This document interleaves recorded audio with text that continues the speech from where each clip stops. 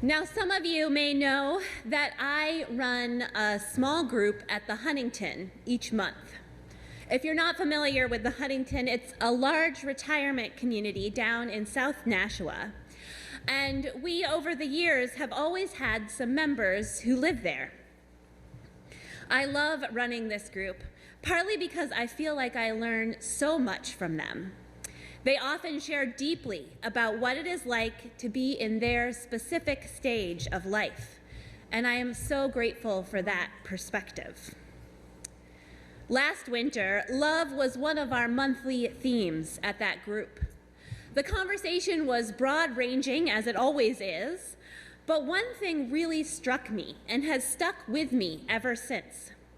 Every single person in the group agreed that there was a vast difference in the way they use the word love and the way their grandchildren use it. There was no defensiveness or judgment in this observation. They were simply noticing that their grandchildren, 2 generations removed, used the word love much more freely and casually than they did. Now, this conversation came right around the same time as the first draft of the new Article 2 from the Unitarian Universalist Association was released. Article 2 is the part of the UUA bylaws where our 7 principles and 6 sources appear.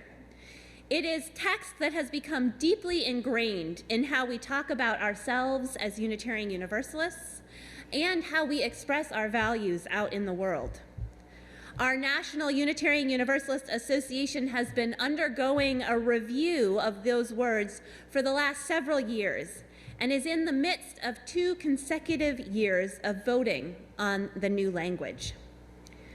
While the old 7 principles, originally written in 1985, do not use the word love at all, the new language moves from 7 principles to 6 core values, with love at the center of them all.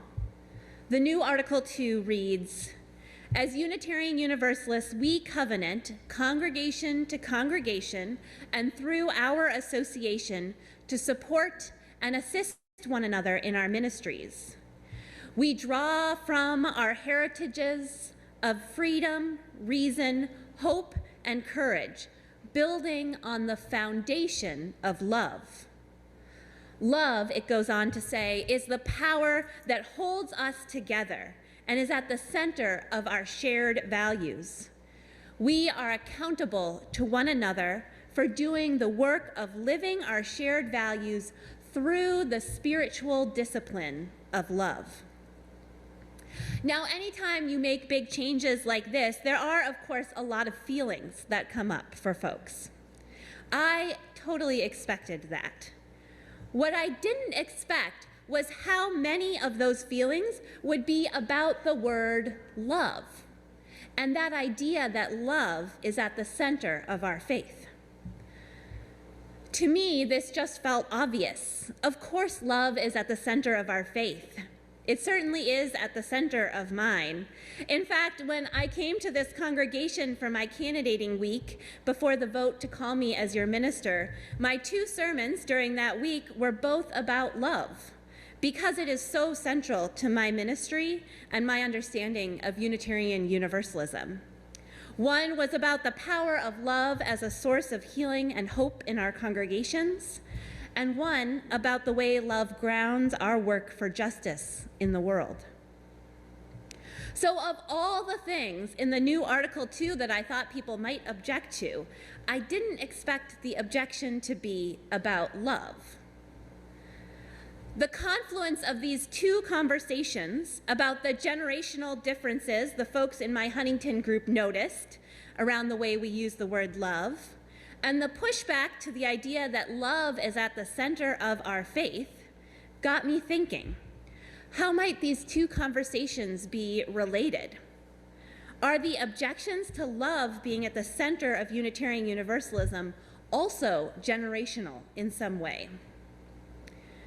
It was that wondering that prompted me to both schedule this sermon, which of course makes me actually ponder this question more deeply. and to host a conversation about love this past Monday.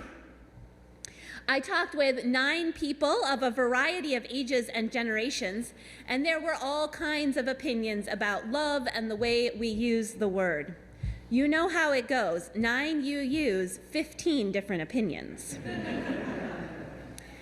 But the one thing that I got everyone to agree on is that when each of them thought about their own parents, it was true that their parents talked less about love, said I love you less, and generally shared emotions less than they did. There does seem to be some sort of trajectory here. Each generation seems to be a little more open with love and more open with emotion in general. One example that was brought up in our conversation was the song "Do You Love Me" from Fiddler on the Roof.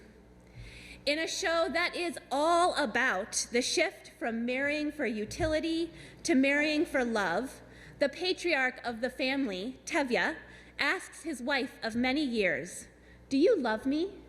Perhaps for the first time ever.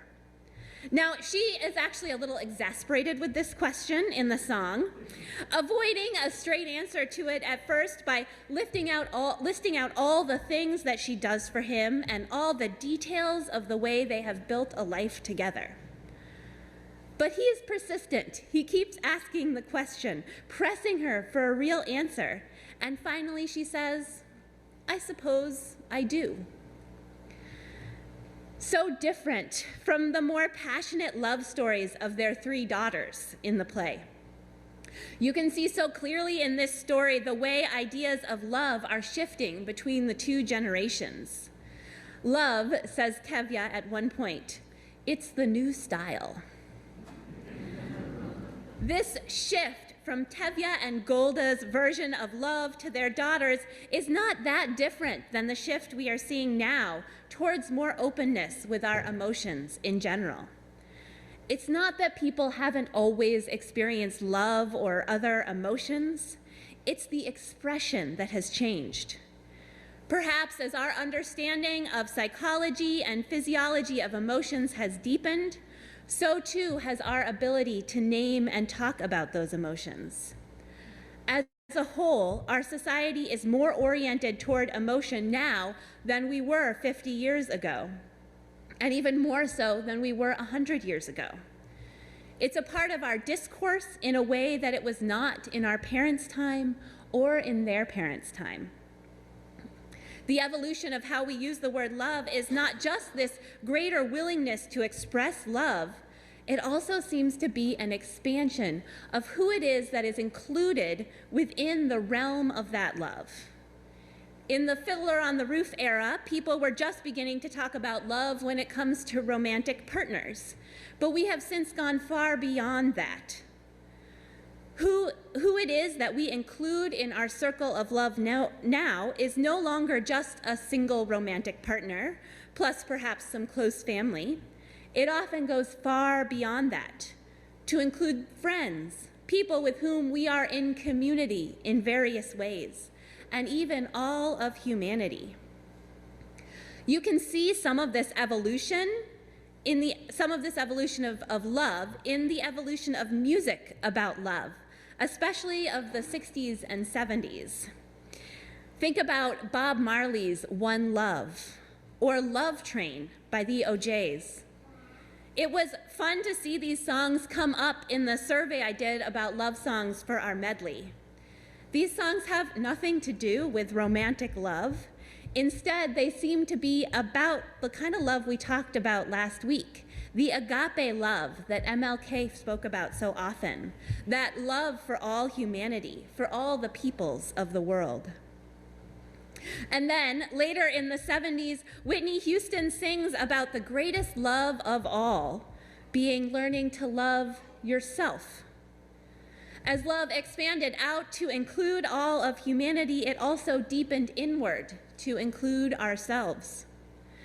As people have become more open about and comfortable with talking about love, we have also started using the word to describe all kinds of different relationships, widening our circle of love even beyond those we know, and thinking about the importance of extending that love to ourselves. Love has certainly changed over the years, and so it is not surprising that the way we Unitarian Universalists talk about love would change as well. As the larger society has opened up to greater and more expansive expressions of love and emotion, it makes sense that we too would open up in the same way. This is not to say that love is anything new to Unitarian Universalism. In fact, there are ways in which you can trace theological ideas about love all the way back to the beginnings of Unitarianism and Universalism. But in both cases, the love that was so central to those early Unitarians and Universalists was connected to God. Both talked about a loving God, about the way God's love extended to everyone, how God's love set an example for how we should be in the world. It makes me wonder if perhaps the frequent use of the word love in Unitarian Universalism fell away as the influence of humanism grew. Perhaps love had become somewhat too enmeshed with God, and that complicated talk about love when there were people who didn't believe in God in the room. Now, I haven't done any serious research about any of this. These are just my middle of January 2024 ponderings. But anecdotally, I can say that growing up Unitarian Universalist in the 90s, love was not at the center of our conversations. Our discourse about UU values sounded very much like the 7 principles, the language far removed from theological or religious terminology and grounded much more in intellect than in emotion.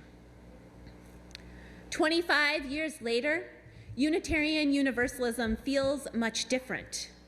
Love comes up all the time, and it's not just because I bring it up. The language we use has reincorporated some of that theological and heart-centered terminology. We continue to hold on to reason and rationality while also opening our hearts more to mystery and the wonder of the world. And I think perhaps that this is a piece of what some folks find scary about the use of the word love in our new values and covenant. Not everyone is comfortable with all of that more religious feeling and heart-centered language that we use in UU congregations these days. I know that it can make some people uncomfortable or make them worried that this faith is changing too much, that it can no longer hold them in its midst.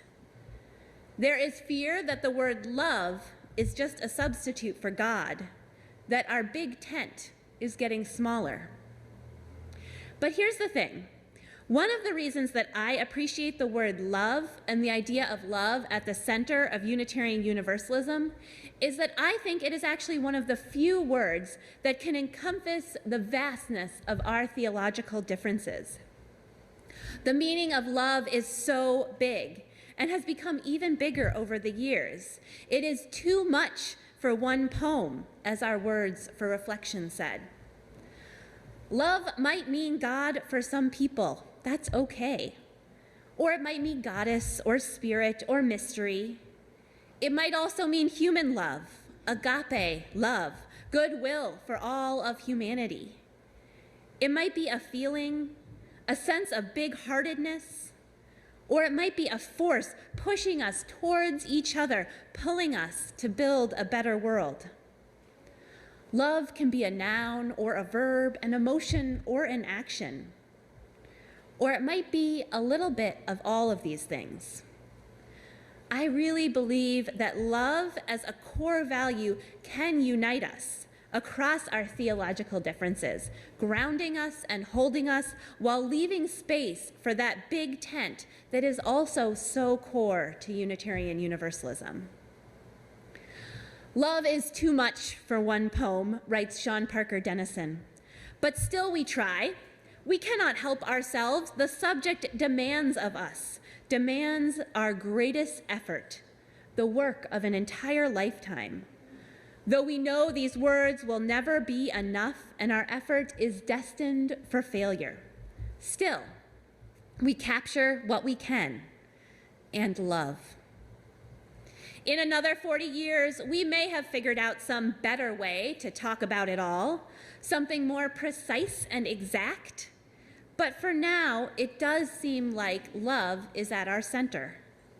And I wonder what it would be like if we were to lean into the invitation of that vast, expansive love, to learn to love ourselves, to fall in love with the world, to let love guide us, to let it pull us towards each other, push us towards a deeper sense of community and towards a better world for all.